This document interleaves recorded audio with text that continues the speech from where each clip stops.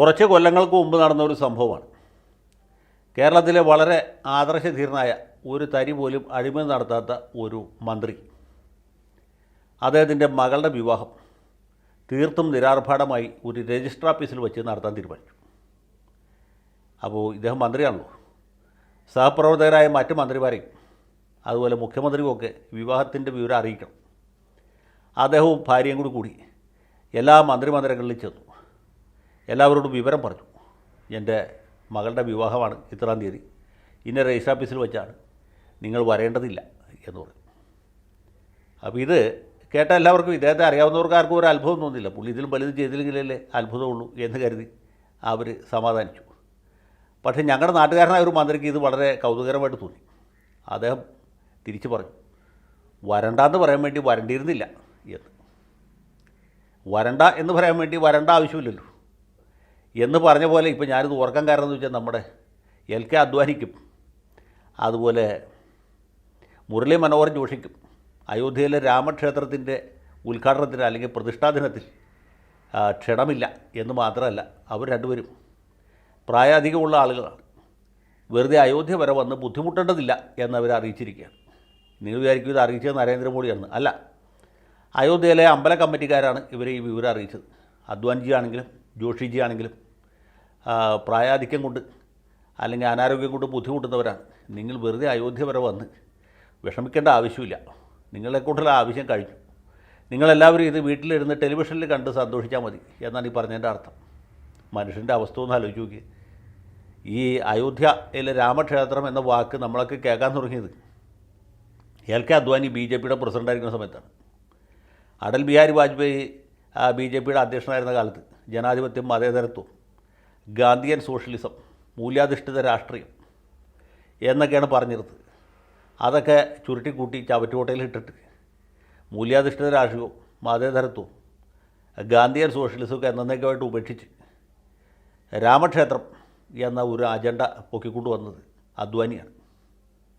അതും 1984-85 ചരിത്ര പരാജയത്തിന് ശേഷം BJPക്ക് പാർലമെൻറ്റിൽ 2 സീറ്റുള്ളപ്പോൾ സാക്ഷാൽ അടൽ ബിഹാരി വാജ്പേയി ജനിച്ചു വളർന്ന ഗ്വാളിയോറിൽ ഏതാണ്ട് 1.5 ലക്ഷം വോട്ടിന് തോറ്റതിന് ശേഷം ഇനി ഗാന്ധിയൻ സോഷ്യലിസം ഒന്നും ക്ലച്ച് പിടിക്കില്ല എന്ന് മനസ്സിലായപ്പോൾ അദ്വാനിയാണ് ഈ രാമജന്മഭൂമി പ്രശ്നം ഉയർത്തിക്കൊണ്ടുവന്നത്.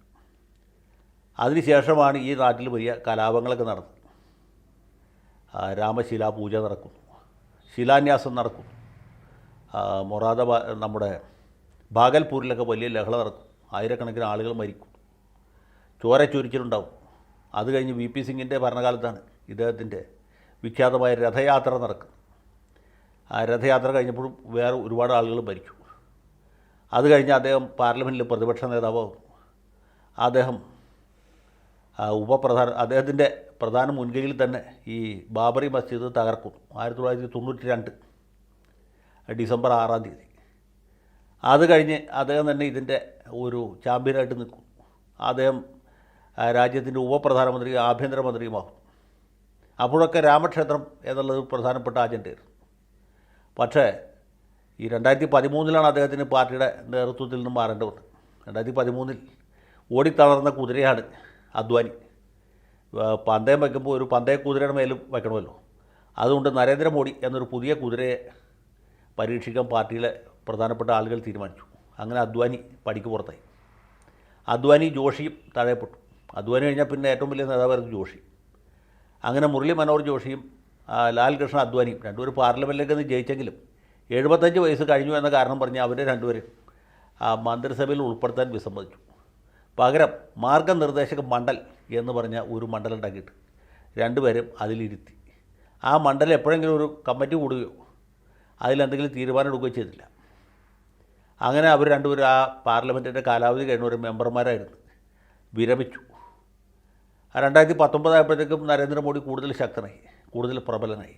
അപ്പോൾ അദ്വാനി എന്നുള്ള പേര് കേൾക്കുന്ന തന്നെ അദ്ദേഹത്തിൻ്റെ അലർജി.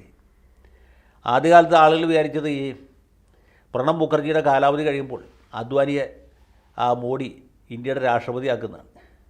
പക്ഷേ അങ്ങനെ ഒരു ആലോചന ഉണ്ടായില്ല. അതിന് പകരം കേൾപ്പോലും കേൾവിയില്ലാത്ത രാംനാഥ് കോവിന്ദിനെ കൊണ്ടുവന്നിട്ട് ഇന്ത്യയുടെ രാഷ്ട്രപതിയാക്കി. കോവിന്ദിൻ്റെ കാലാവധി കഴിഞ്ഞപ്പോൾ ദ്രൗപദി മുർമുവിനെ കൊണ്ടു. അങ്ങനെ ഇവർ രണ്ടുപേരും പരിപൂർണമായിട്ടും തമസ്കരിക്കപ്പെട്ടു.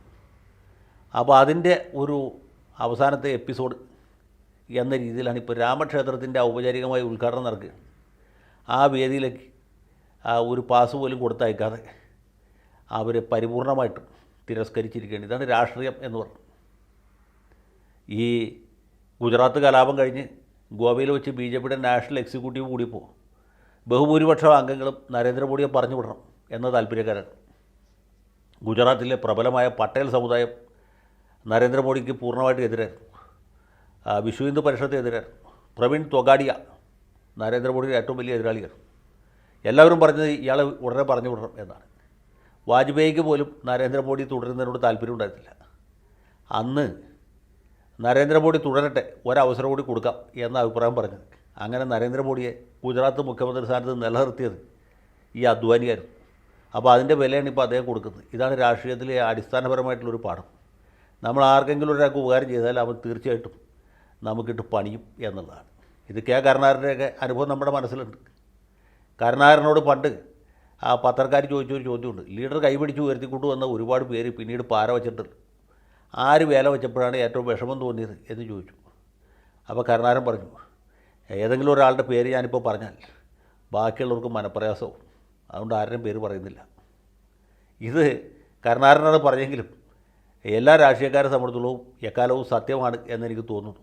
ഏതായാലും അദ്വാനിയും ജോഷിയും രാമക്ഷേത്രത്തിൻ്റെ ഉദ്ഘാടനം ടെലിവിഷനിൽ കണ്ട് സന്തോഷിക്കട്ടെ എന്ന് മാത്രം ആശംസിച്ചുകൊണ്ട് ഈ വാക്കുകൾ തൽക്കാലം ഇവിടെ അവസാനിപ്പിക്കാം.